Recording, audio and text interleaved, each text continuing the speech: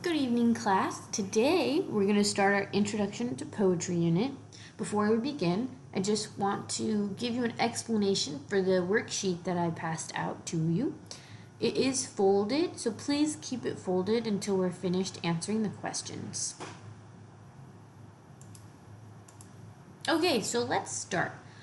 What I want you to do is write down on the closed front half of your paper what words come to mind when you think of poetry. And then once you have some ideas, please write a definition of what you think poetry is. I'll give you a few seconds to do that.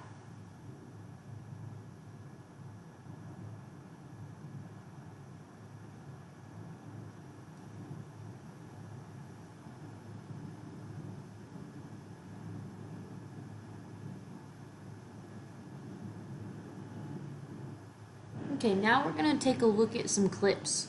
I want you guys to pay close attention and let me know on your paper if what you saw is poetry. If you think that it is, please give me an explanation as to why you think that. So let's start with the first one.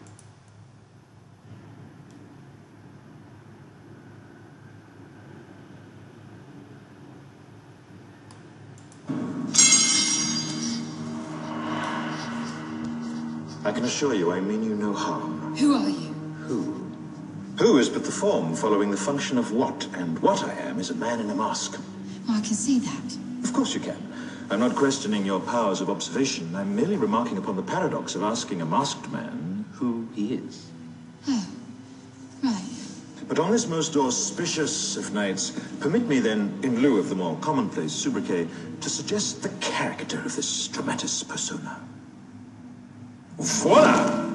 In view, a humble vaudevillian veteran, cast vicariously as both victim and villain by the vicissitudes of fate. This visage, no mere veneer of vanity, is a vestige of the vox populi, now vacant, vanished. However, this valorous visitation of a bygone vexation stands vivified, and has vowed to vanquish these venal and virulent vermin, vanguarding vice and vouchsafing the violently vicious and voracious violation of volition.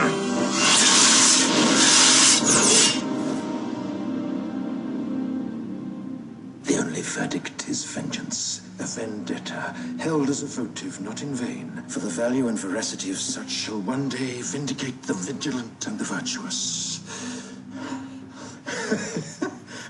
Verily, this vichyssoise of verbiage veers most verbose, so let me simply add that it's my very good honor to meet you, and you may call me V. Are you like a crazy person? Okay, let's take a look at the next one.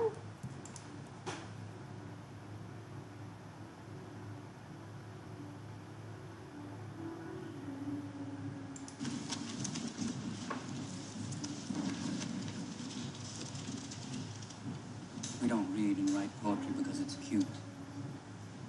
We read and write poetry because we are members of the human race.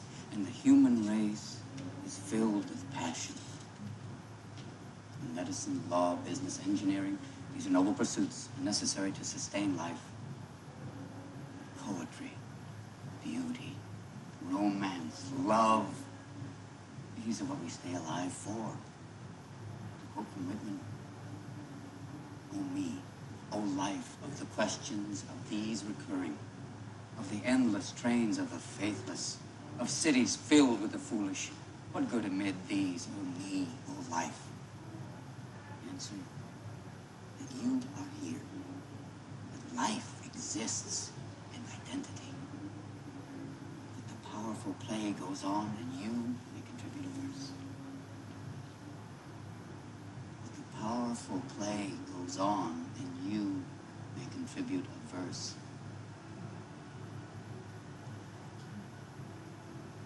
What will your verse be?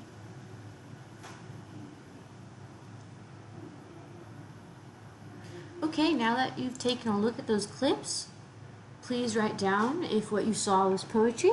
If so, how do you know?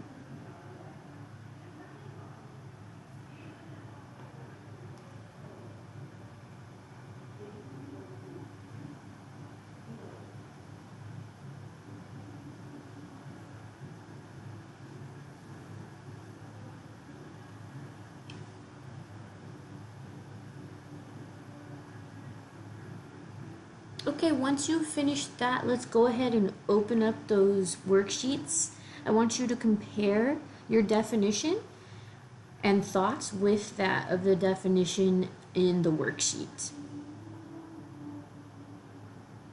Please feel free to write down if you got the exact same answer or if you had something different. And you can go ahead and talk with your partner about what you wrote.